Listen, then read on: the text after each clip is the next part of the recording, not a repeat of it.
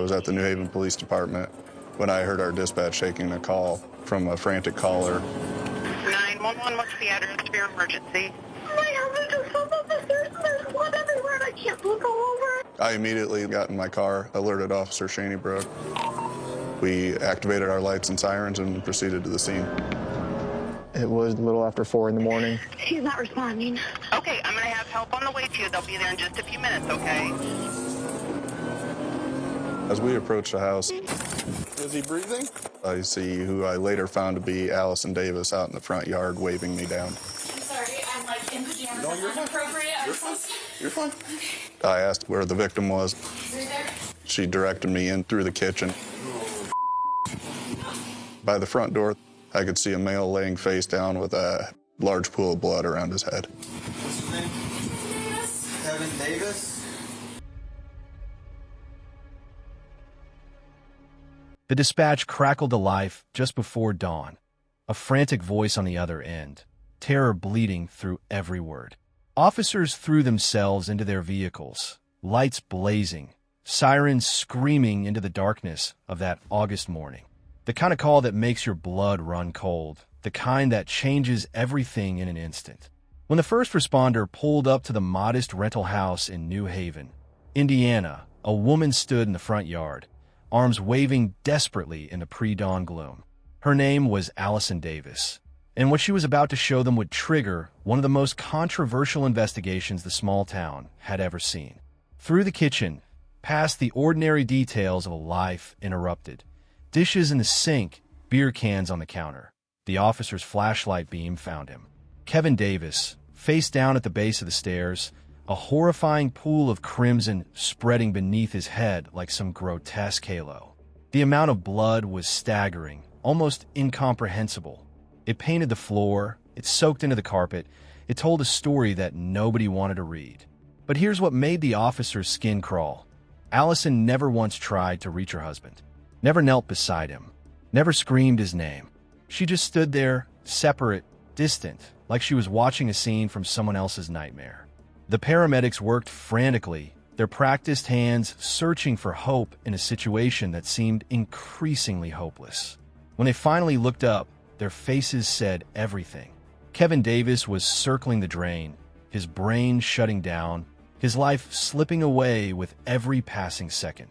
One of the officers approached Allison with the devastating news. Her husband was critically injured, hanging on by the thinnest thread. And then something happened that would haunt the investigation for months to come. She laughed. Not a nervous giggle, not a sound of shock, but an actual laugh. The officers exchanged glances, their instincts screaming that something was terribly, terribly wrong. When a detective arrived at the scene around 5 in the morning, still groggy from being ripped out of sleep, he found Allison standing outside the house, disturbingly calm for a woman whose husband was dying. She spun a simple story. They'd been drinking at the East Haven Tavern, came home, had a little argument. She'd crashed on the couch while Kevin stayed upstairs. Then she heard it, that sickening sound of a body tumbling downstairs. When she found him, blood was everywhere, a crimson nightmare at the bottom of the stairwell. The detective asked to search the home. Allison didn't hesitate. She signed a consent form without a tremor in her hand, without a moment's pause. He walked through the house, checking her story against the evidence. There was the couch, blanket and pillow still indented where someone had slept. The television glowed, left on through the night. Beer cans lined up on the counter, just like she said. Everything checked out. Everything seemed normal. Just a tragic accident in a quiet Indiana town. But accidents don't usually come with this much blood. Accidents don't usually leave a skull crushed like an eggshell. At the hospital, Allison's best friend, Casey, rushed to her side after getting that terrible early morning phone call. She found Allison completely shattered, collapsing into her arms, sobbing uncontrollably. They sat together in that sterile waiting room, the kind with uncomfortable chairs and fluorescent lights that make everything look worse than it is. A chaplain hovered nearby, because everyone knew what was coming. Allison's father, Steve, watched his daughter lean over Kevin's hospital bed, clinging to hope that was already gone. She kept calling him babe, their special word for each other, begging him to wake up, to come back to her. But Kevin Davis was already brain dead, his skull fractured in multiple places, his brain bleeding and swelling inside a shattered cage of bone. Back at the house, the detective made a decision that would come back to haunt this case like a vengeful ghost. He released the crime scene, told the family they could go home, clean up, get whatever they needed. In his mind, this was just a terrible accident. A drunk man taking a fatal tumble down steep stairs in the middle of the night. He didn't see any reason to tie up department resources on something so straightforward. But straightforward cases don't usually involve this much blood. And they definitely don't involve what the doctors were about to discover. Allison's father volunteered to clean up the blood. Can you imagine? Walking into that house, seeing where your son-in-law died, and having to scrub his blood from the floor? He broke down multiple times, overwhelmed by the horror of it, but he pushed through. Someone had to do it. Someone had to make it possible for Allison to eventually come home. And there was Willow, their pit bull, locked upstairs in the bedroom, confused and alone. Allison had been worried about the dog, treating her like the child they never had. Strange priorities for a woman whose husband was dying in a hospital bed. At the East Haven Tavern, the regular crowd was in shock. Kevin and Allison had been there just hours earlier, laughing and drinking, looking like any other couple on a Tuesday night. The bartenders remembered them well. They were family here, part of the furniture. Kevin with his big personality, always ready with an opinion or a joke. Allison with her warm smile, making everyone feel special. Kevin's friends rushed to the hospital, their faces pale with disbelief. They found Allison crying, but something seemed off. She was holding back, they thought. Not quite as devastated as you'd expect. They went in to say goodbye to their friend, this man they'd known for years, now reduced to a body kept alive by machines. His organs would be donated. At least something good would come from this nightmare.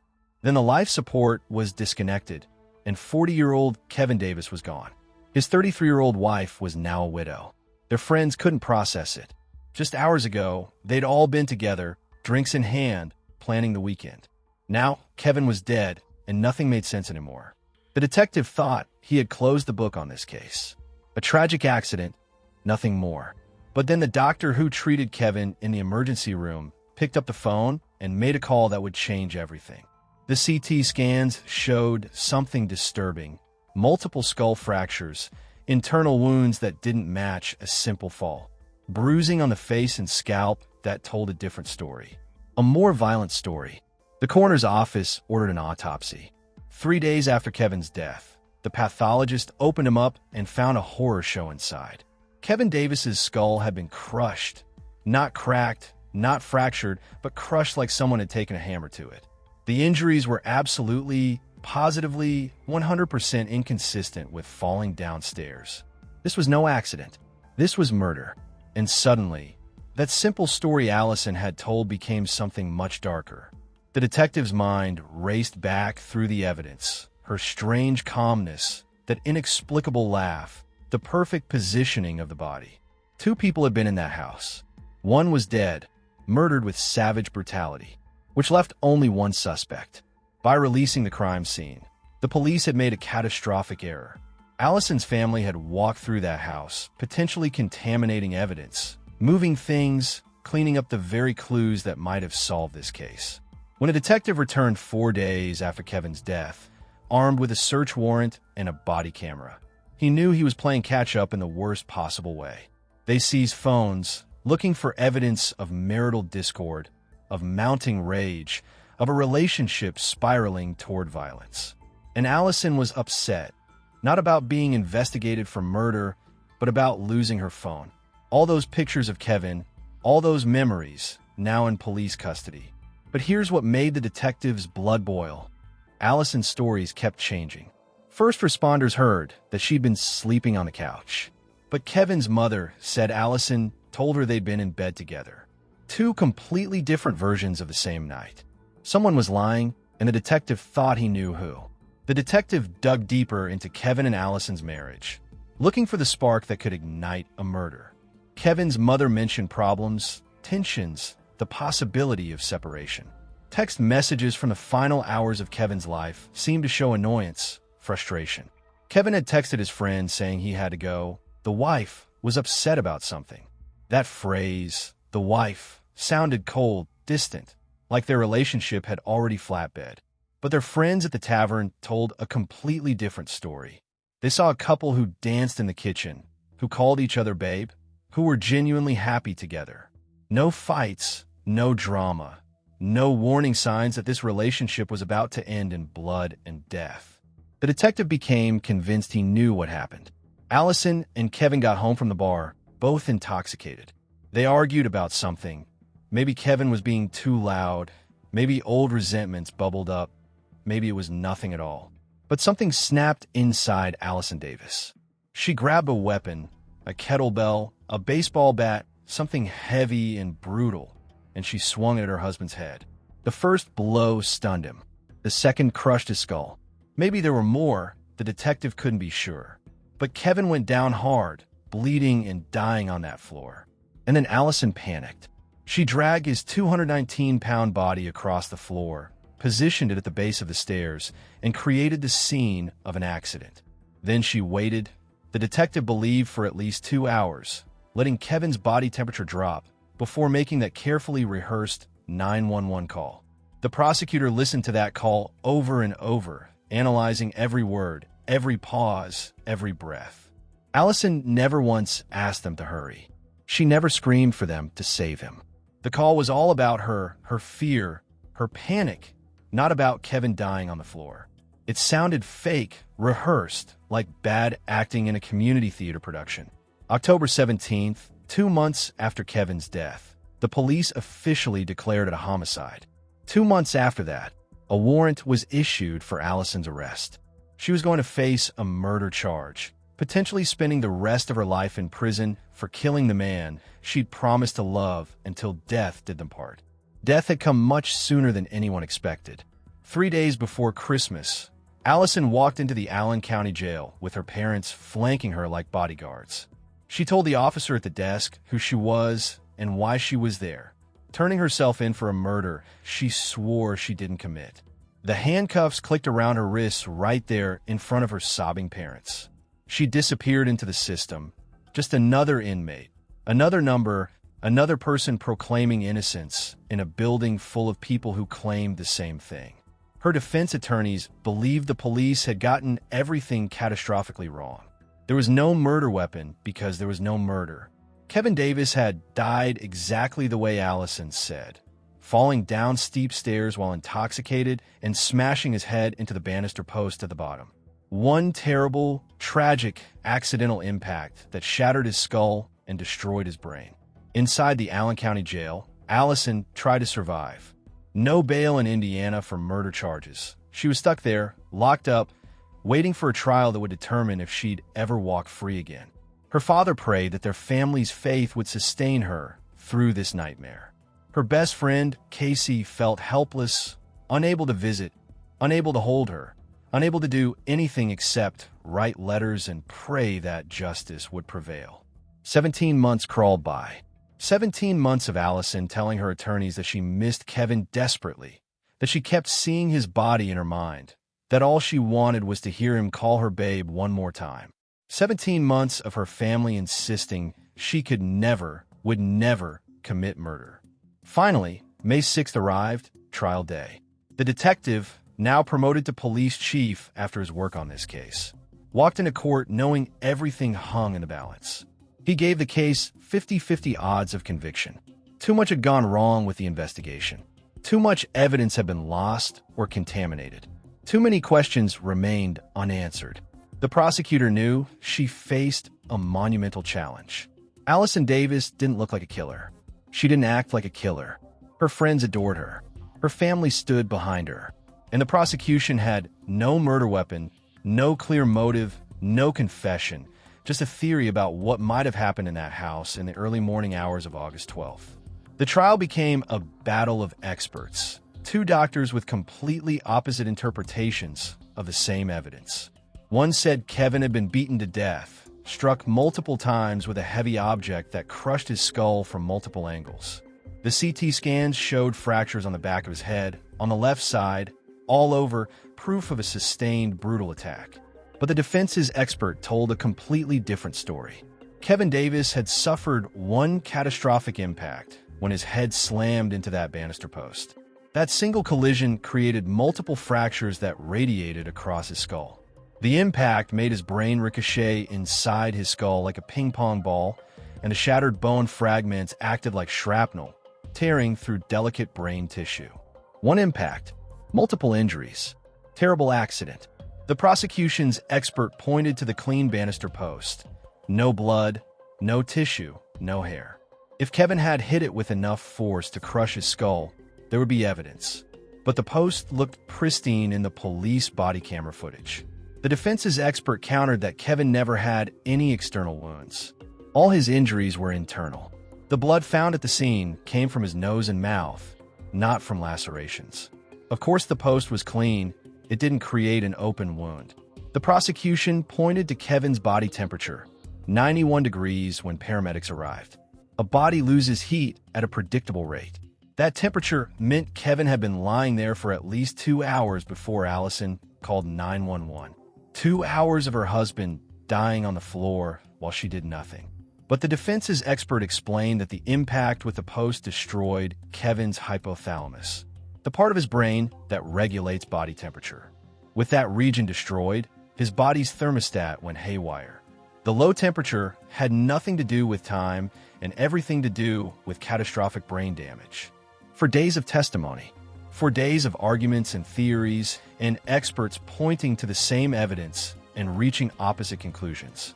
4 days of Allison sitting at the defense table, not testifying, letting her lawyers fight for her freedom. 4 days of Kevin's mother sitting in the gallery, grieving her son, wanting answers that might never come.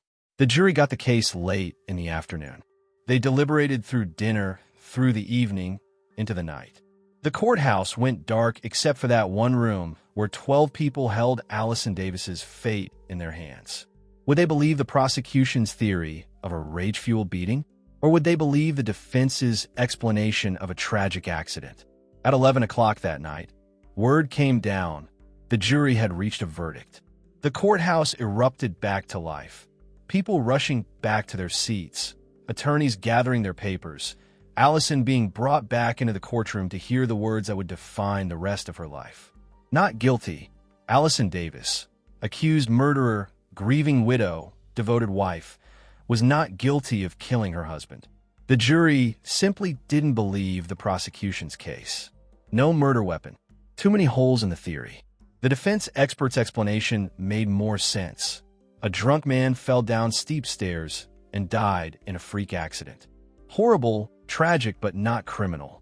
Allison's father locked eyes with his daughter as the verdict was read. She burst into tears of joy, relief flooding through her after 17 months of hell. Her attorneys pumped their fists, celebrating a hard-won victory in a case that could have easily gone the other way. But Allison didn't walk out of that courtroom. She went back to jail to wait for release paperwork to process. Her family and friends stood outside in the cold, waiting through the hours for her to emerge. Finally, at 2:12 in the morning, the jailhouse door cracked open. Allison Davis walked out into freedom, and the crowd erupted. Group hugs, tears, laughter, the kind of emotional release that comes after months of bottled-up fear and pain. Casey held her best friend, barely able to believe she was real, solid, free. Steve hugged his daughter, thanking God that their nightmare had finally ended. But for others, the nightmare was just beginning. The police chief felt stunned, betrayed by a verdict he thought impossible. How could the jury not see what seemed so obvious to him? Kevin's mother accepted the verdict with grace, but the pain of losing her son would never fade.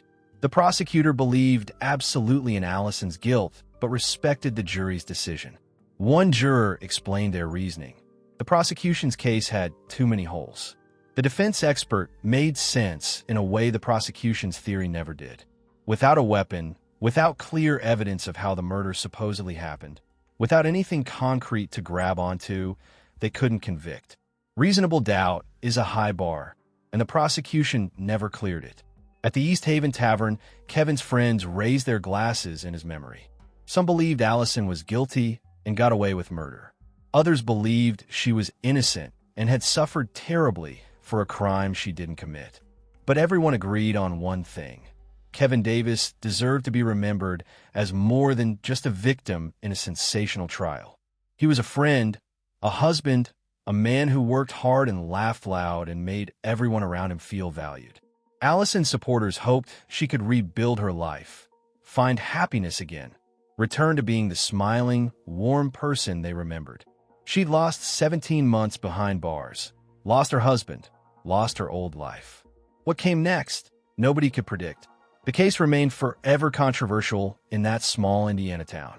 A death in the stairwell that would never be fully explained, never be completely understood. Was it murder or accident? Rage or tragedy? The jury said accident. The police said murder. And the truth? The truth died with Kevin Davis on that bloody floor at the base of those steep stairs, taking its secrets to the grave.